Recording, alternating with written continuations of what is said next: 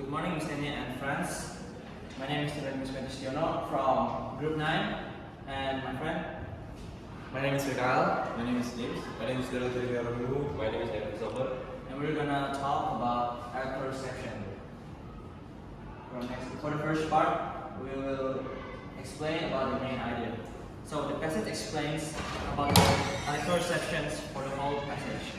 So electroreceptions is like ability to perceive something that relevant to the electroreception.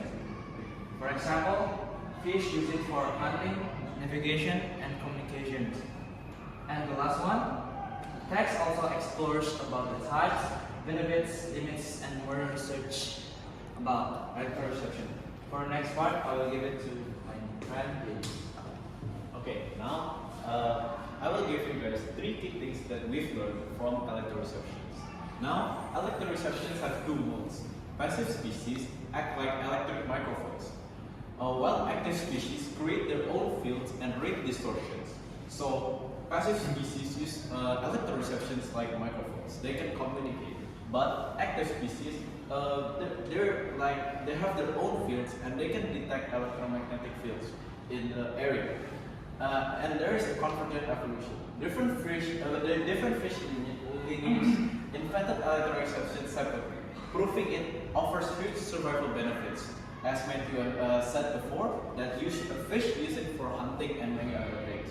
Environmental limits. Effectiveness drops if water conductivity changes with temperature or salinity, and the range is only a few body lengths. So if there is a major change in temperature or salinity, the effectiveness of electroreceptions drops.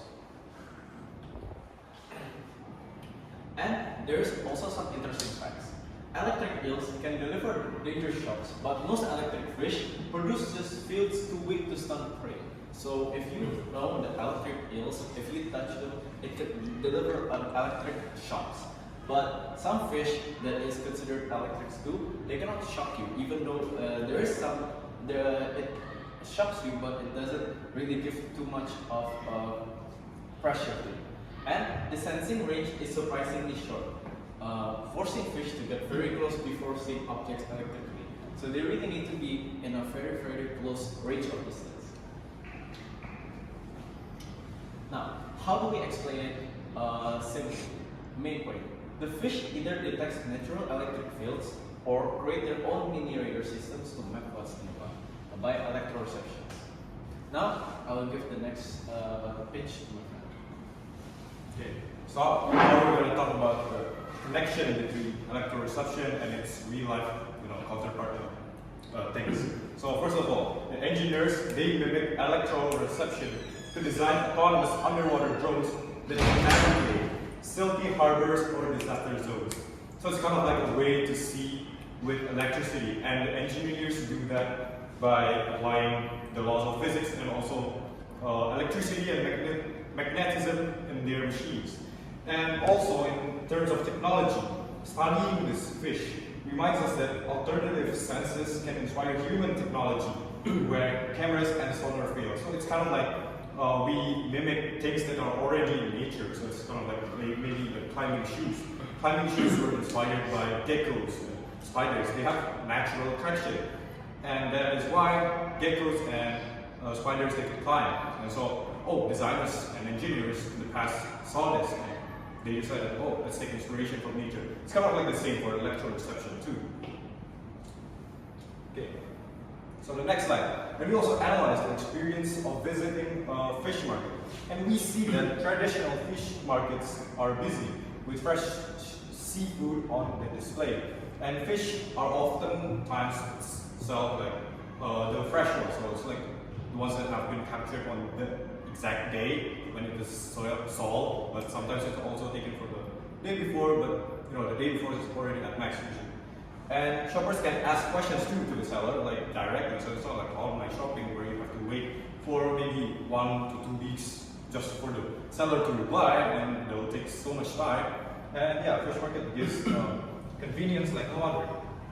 And now we're also going to be talking about the advantages of traditional fish markets. There are two. So the first one is obviously that it's fresh.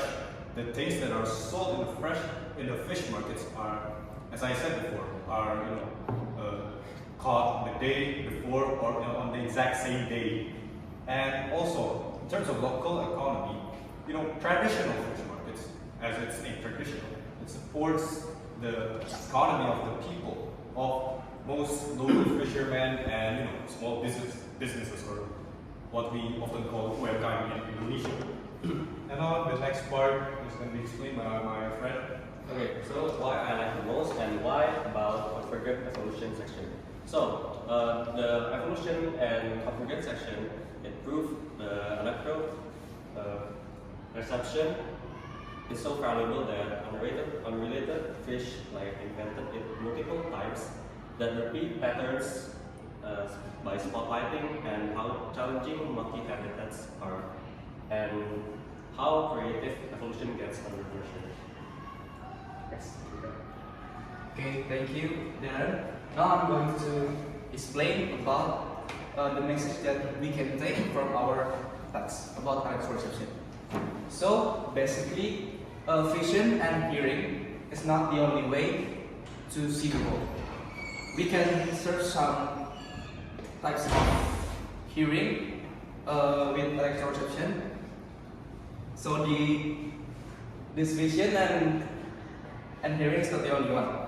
And then from this kind of abilities that eels have, we can make it into the reality of human with some technology that engineering has been making. That's all about our presentation. Thank you.